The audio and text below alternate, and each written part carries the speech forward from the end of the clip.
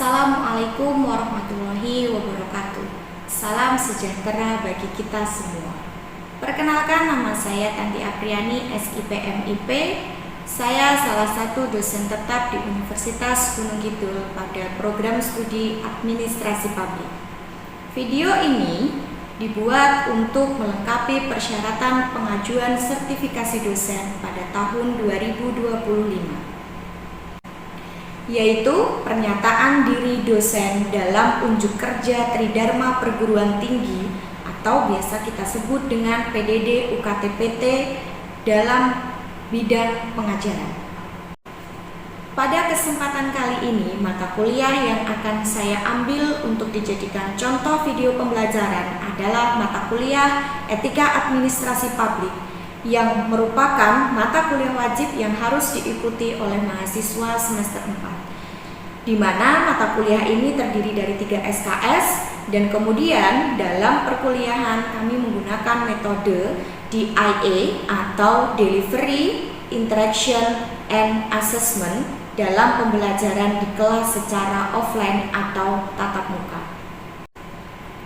Mata kuliah ini akan membahas kaitannya dengan etika administrasi publik, yang di dalamnya akan dibahas terkait dengan implementasi nilai-nilai etika bagi aparatur birokrasi dalam menjalankan tugas dan fungsinya sebagai pelayan masyarakat atau pelayan publik.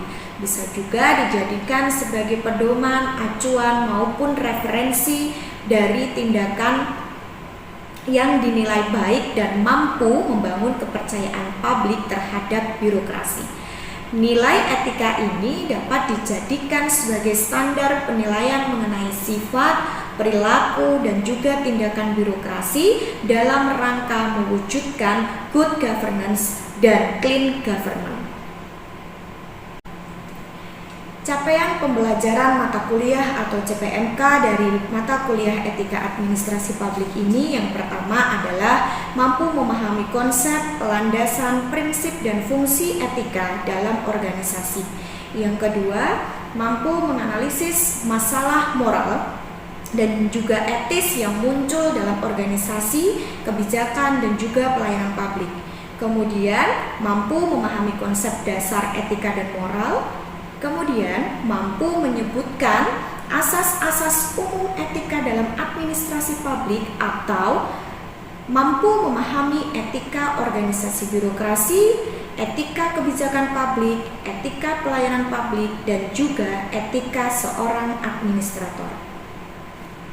Materi pembelajaran atau pokok bahasan dalam mata kuliah ini terdiri dari beberapa hal.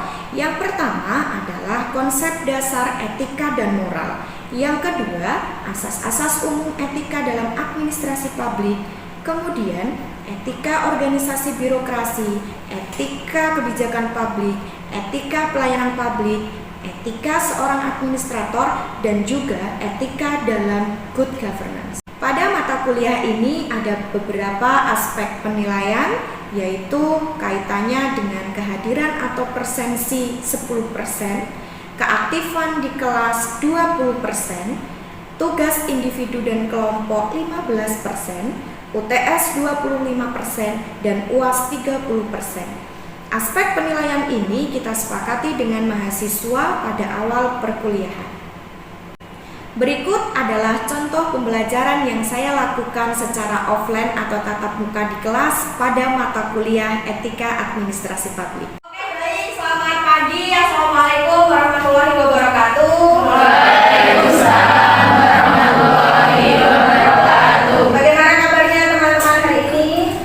Alhamdulillah. Baik. Oke, kita hari ini sudah memasuki pertemuan ke-14, yang mana di pertemuan ke-14 ini sesuai dengan kesepakatan kita bersama bahwa hari ini kita akan membahas tentang implementasi etika dan moralitas publik dalam kehidupan sehari-hari, yang mana kemarin sudah diberikan tugas, kemudian ada beberapa hal yang nanti harus disampaikan teman-teman semuanya agar bisa menambah materi yang kita pelajari selama 1 semester ini. Tetapi sebelum kita masuk ke dalam pertanggungjawaban tugas, saya akan menjelaskan terlebih dahulu kaitannya dengan implementasi etika dan moral dalam kehidupan sehari-hari yang nantinya ini akan bisa menjadi acuan dalam pembahasan tugas kita hari ini. Begitu ya teman-teman. Oke, di dalam implementasi itu kemarin kita sudah beberapa hal disampaikan bahwa implementasi etika dan moralitas publik dalam kehidupan sehari-hari itu penting untuk kita pelajari gitu, karena beberapa hal atau biasanya kita memang akan bersinggungan dengan yang namanya masyarakat, kemudian pemerintahan, kemudian dan yang lainnya. Nah, di sini dijelaskan beberapa hal bahwa kenapa implementasi etika dan moralitas publik itu penting, itu untuk apa? Ada yang bisa membantu saya untuk membacakan? Oke. Implementasi etika dan moralitas publik dalam kehidupan sehari-hari adalah penting untuk menjaga keberlanjutan sosial dan pemerintahan yang baik. Aktor-aktor yang terlibat meliputi masyarakat umum, pemerintah, media, dan berbagai organisasi. Mereka harus menumbuhkan komitmen moral dan integritas dalam pengambilan keputusan, pelayanan publik, dan tindakan sehari-hari.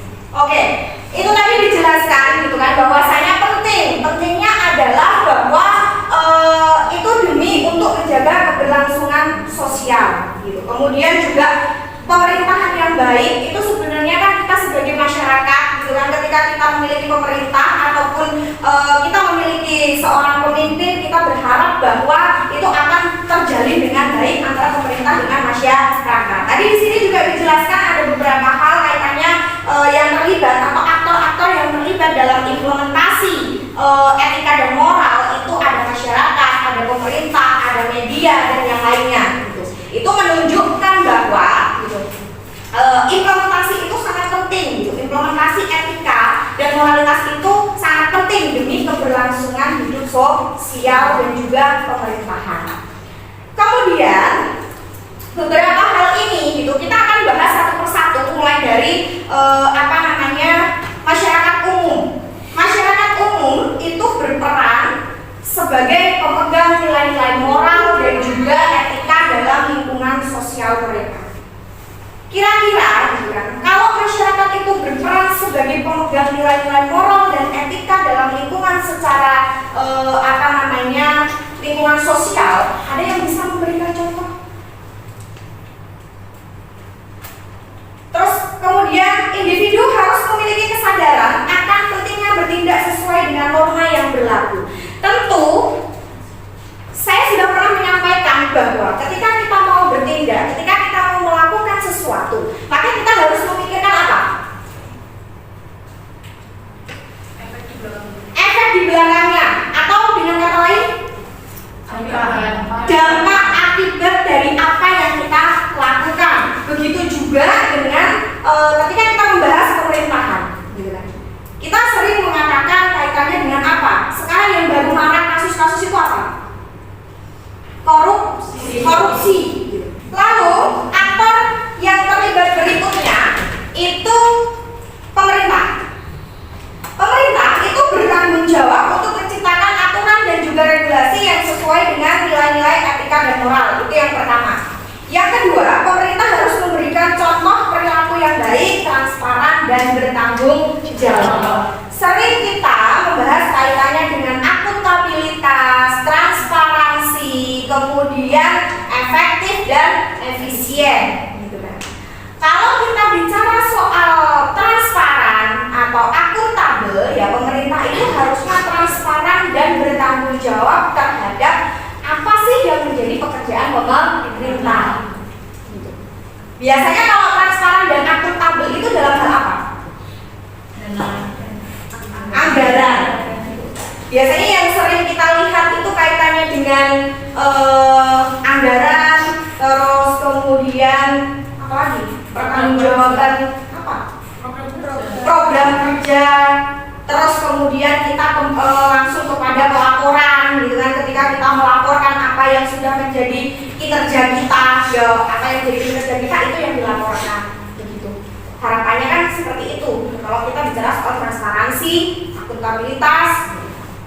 Tetapi kalau memang transparan dan akuntabilitas itu diterapkan di dalam pemerintahan, ya tentunya tidak akan terjadi yang namanya korupsi.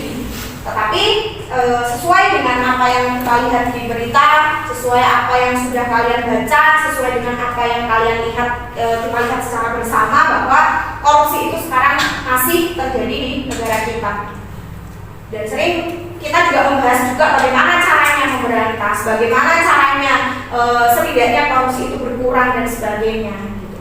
Itu yang menjadi PR untuk kita bersama untuk semacam korupsi itu mau gimana kan? Kita juga pernah bicara soal hukum ya. Kita bicara soal hukum, ketika memang hukum itu dijalankan dengan baik, maka korupsi itu mungkin gitu, akan berkurang. Terus kemudian pemerintah juga harus memastikan bahwa semua pihak yang terlibat dalam pelayanan publik mengikuti standar etika. Maksudnya adalah bahwa pemerintah juga harus memastikan bahwa semua pihak itu terlibat, masyarakat itu berarti juga harus terlibat dalam permasalahan etika. Dalam contohnya, ketika kita melakukan pelayanan publik. Biasanya kalian melakukan pelayanan publik itu di mana? Yang paling dekat dengan kita? Kelurahan. Selain kelurahan? Puskesmas. Atau di bidang kesehatan ya berarti. Nah, ketika kalian melakukan pelayanan di puskesmas, kalian melakukan pelayanan di kelurahan, tentu itu ada perbedaan dalam perlakuan pelayanan di situ, gitu kan. Mungkin juga teman-teman itu ada yang memiliki pengalaman yang baik, juga ada yang memiliki pengalaman yang buruk terkait dengan pelayanan kelurahan dan pelayanan kesehatan, gitu. Karena pada dasarnya ketika kita melakukan pelayanan itu bisa jadi kita yang salah, bisa jadi yang melakukan pelayanan yang salah. Sebagai contohnya adalah ketika kita melakukan pelayanan kemudian kita kurang syarat, gitu. Itu otomatis salahnya siapa? Salah kita, gitu. Karena kita tidak mengikuti prosedur atau tidak mengikuti aturan yang ada. Tetapi kalau misalnya kita merasa bahwa kita itu sudah sesuai, syarat yang kita bawa juga sudah sesuai, kemudian kita harusnya mendapatkan pelayanan seperti yang kita mau. Pelayanan yang kita mau itu seperti apa? Murah, cepat, ramah, tamah. Itu yang kita mau. Tetapi mungkin juga teman-teman itu ada yang memiliki pengalaman mendapatkan pelayanan yang kurang baik atau buruk gitu. Pelayannya yang judes, cuek, atau bahkan terlalu sakit. Terlalu sakit itu dalam artian ya kalau harusnya gini ya gini. Nggak ada apa sih namanya, kayak nggak bisa mengalir kaitannya dengan kekurangan data. Apakah itu benar? Tergantung kondisi. Tergantung kondisi itu bisa lebih diperjelas. Kalau seumpamanya di puskesmas terus kecelakaan tapi nggak punya KTP, masa menanganinya harus menunggu KTP-nya diantar dari pihak keluarga, sedangkan itu kan harus segera ditangani. Oke. Ada lagi Pak? Benar yang dikatakan dari Mbak Nadia, saya setuju karena di dalam keadaan yang mungkin genting, syarat-syarat seharusnya diurus di belakang saja. Oke. Kalau kita bicara soal manusiawi atau kita bicara soal itu kan darurat ya. Kalau kita bicara soal darurat memang itu yang harus dilakukan. Tetapi kalau kita berbicara soal pekerjaan yang seharusnya kita kerjakan itu seperti apa atau biasanya disebut apa? SOP.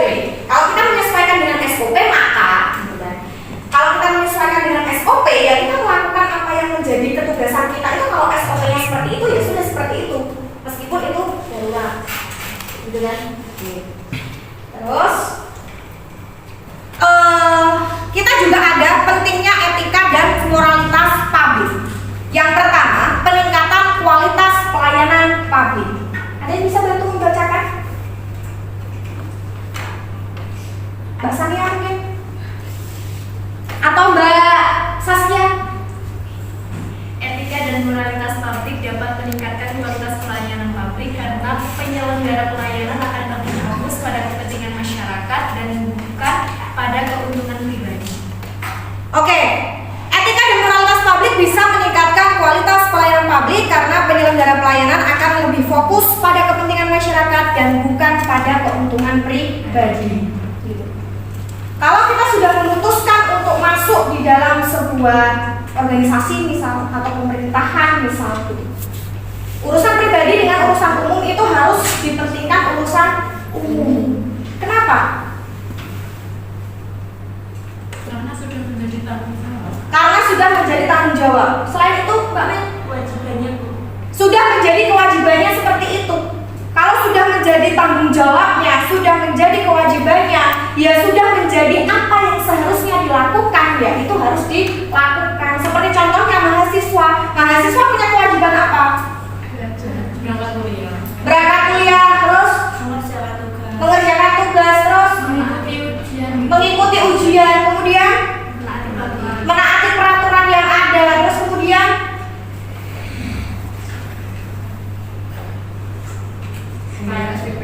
membayar SPP. Nah, itu dari beberapa hal yang disampaikan itu, gitu kan, itu menunjukkan bahwa itu kewajibanmu sebagai mahasiswa. Nah, kemudian di dalam kewajiban itu juga harus ada yang namanya hak. Hakmu sebagai mahasiswa apa? Mendapatkan pembelajaran, fasilitas, terus nilai. Gitu. Nah, hak ini tadi bisa terpenuhi jika kalian itu melaksanakan apa yang menjadi tanggung jawab atau kewajiban kalian sebagai mahasiswa. Nah, kemudian kita akan melanjutkan sesuai dengan kesepakatan, ada tugas, gitu kan? Kemarin ada tugas kaitannya dengan kalian menganalisis implementasi etika dan moral dalam kehidupan sehari-hari yang ada di lingkungan kalian, gitu kan?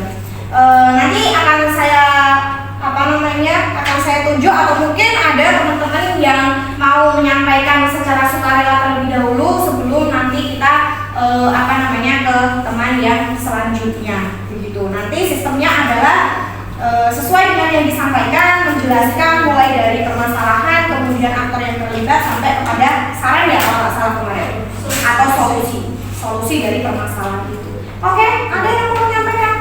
saya Oke, Mbak Bilkis dulu. menganalisa implementasi etika dan moralitas publik dalam kehidupan sehari-hari serta aktor-aktor yang terlibat. Jelaskan kondisi masyarakat termasuk kondisi pelayanan publik serta bagaimana solusinya. Pendahuluan etika dan moralitas publik adalah pedoman perilaku yang mengatur tindakan aparat pemerintah dan masyarakat dalam interaksi sosial dan pelayanan publik. Penerapan nilai-nilai ini penting untuk mewujudkan pelayanan yang adil, transparan, dan akuntabel demi terciptanya kepercayaan publik. 2.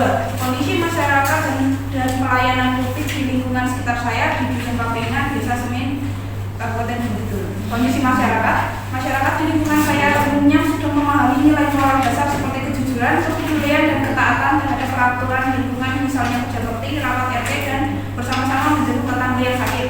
Namun masih ditemukan beberapa kecenderungan menurunnya etika dan moral pada sebagian generasi mudanya, seperti acuh saat disapa atau jarang menyapa tetangga, mengemudikan sepeda motor dengan suara bising di jam istirahat, dan bahkan ada indikasi penurunan etika dan moral ini semakin terlihat dengan adanya beberapa insiden seperti pencurian, tawuran, dan konsumsi miras di desa saya. Kondisi pelayanan publik di lingkungan saya tergolong baik. Aparat pemerintah menjalankan tugasnya dengan cukup baik dan berorientasi pada kepuasan masyarakat. Pelayanannya cepat dan ramah, bebas dari praktik pungutan liar. Namun proses pelayanan kurang dijelaskan dan transparansi masih kurang. 3. Aktor yang terlibat ada pejabat dan aparatur pemerintah. Yang kedua ada masyarakat. Yang ketiga ada lembaga pengawas dan penegak hukum. Keempat ada tokoh masyarakat serta tokoh agama. Yang kelima ada media massa. 6. Ada OMS dan LSM. Dan yang terakhir dari institusi pendidikan dan akademik. 4. Analisis implementasi etika dan moralitas.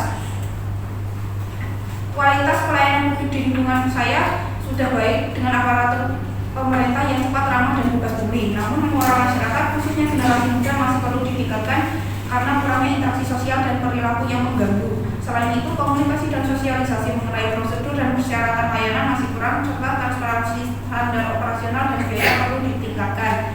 Maka dari beberapa permasalahan tersebut, saya ambil beberapa solusinya, yaitu peningkatan pendidikan dan sosialisasi nilai etika dan moral di masyarakat, Yang kedua, peningkatan transparansi dan komunikasi pelayanan publik. Ketiga, ada penguatan peran media dan organisasi masyarakat. Keempat, ada pengembangan program kolaboratif antara pemerintah dan masyarakat. Dan yang terakhir adalah penguatan pendidikan formal dan non formal.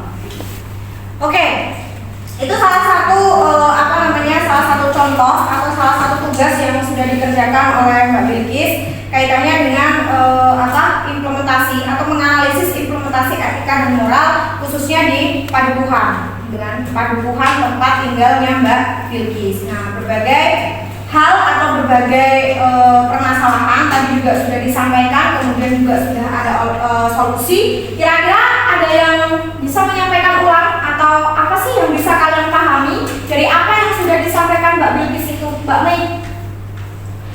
Dari yang disampaikan Mbak Bilkis tadi itu, di Patringan itu kondisi masyarakatnya masih ada gotong royong dengan saling menyapa, tetapi juga ada ancaman-ancaman atau pelanggaran etika seperti miras, terus juga ada yang suka bayar motor, ada juga yang ini Bu, latihan jatilan itu overtime gitu, lebih dari waktu. Oke. Kalau kita itu termasuk permasalahan apa sih namanya? Permasalahan sosial gitu kan yang terjadi di masyarakat. Kalau kita terlalu menuntut ini ya, kita kalau berbicara soal permasalahan seperti itu, kita terlalu menuntut untuk masyarakat itu seperti kita semua ya nggak bisa, gitu kan. Tentu ada seperti halnya permasalahan-permasalahan yang disampaikan, ada miras, gitu kan. Mungkin kalau kaitannya dengan miras itu juga terjadi karena memang ya lingkungan sosialnya itu tadi, gitu kan. Ketika kita membahas lingkungan sosial, mungkin lingkungannya juga seperti itu. Jadi banyak yang mengikuti, gitu kan. Banyak yang mengikuti miras, kemudian ada yang ini motor, kemudian ada yang jadilan ya. Kaitannya dengan latihan jadilan yang tidak tahu waktu, gitu, bahkan tawuran juga, gitu. Bahkan juga ada permasalahan lain. Mungkin kalau dari miras itu akan menimbulkan permasalahan baru lagi. Permasalahan baru laginya adalah ketika miras, kemudian naik motor, kemudian juga bisa menabrak orang, gitu kan, sampai meninggal atau fatal gitu akibatnya seperti itu. Disampaikan oleh Mbak Mei, gitu kan, kaitannya dengan permasalahan juga di Padukuhan, gitu, kaitannya dengan permasalahan hukum, gitu kan, permasalahan hukum yang dianggap maladministrasi atau tidak transparan kaitannya dengan anggaran, gitu kan Mbak? Ya. Terus kemudian tadi juga ada pergantian buku, yang mana buku pertama itu bermasalah, kemudian digantikan dengan buku yang kedua, yang mana buku kedua ini bisa menunjukkan kepemimpinannya yang baik, kemudian bisa juga memajukan dusun tersebut, gitu kan, dengan berbagai program. Terus kemudian itu menunjukkan bahwa sinergi antara pemerintah kelurahan atau sinergi antara dukuh dengan masyarakat itu sangat diperlukan demi keberlangsungan atau demi majunya sebuah padukuhan ataupun desa. Begitu. Mungkin ada yang mau menambahkan? Atau cukup? Oke.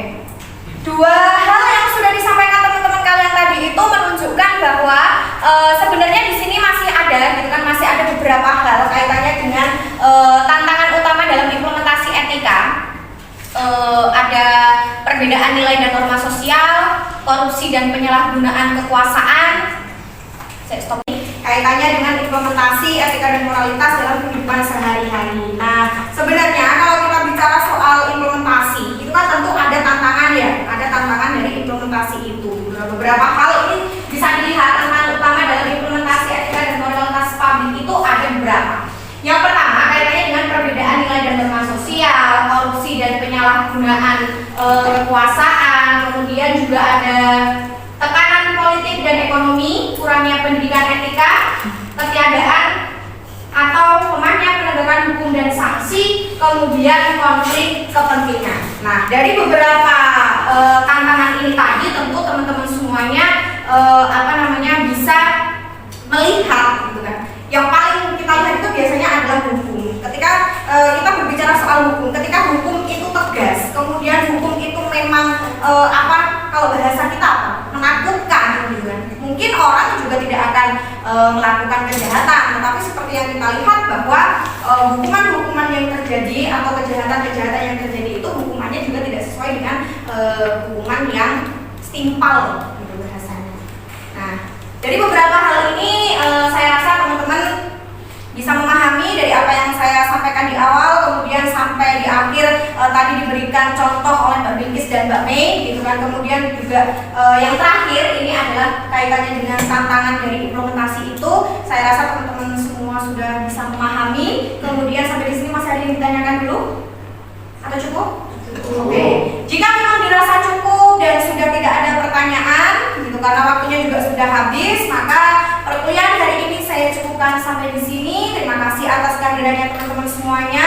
Kita bertemu kembali minggu depan dengan mata kuliah yang sama. Semoga tidak ada halangan sehingga kita bisa melaksanakan perkuliahan seperti biasa. Kemudian sekali lagi terima kasih atas kehadirannya. Saya akhiri. Wassalamualaikum warahmatullahi wabarakatuh. Waalaikumsalam warahmatullahi wabarakatuh.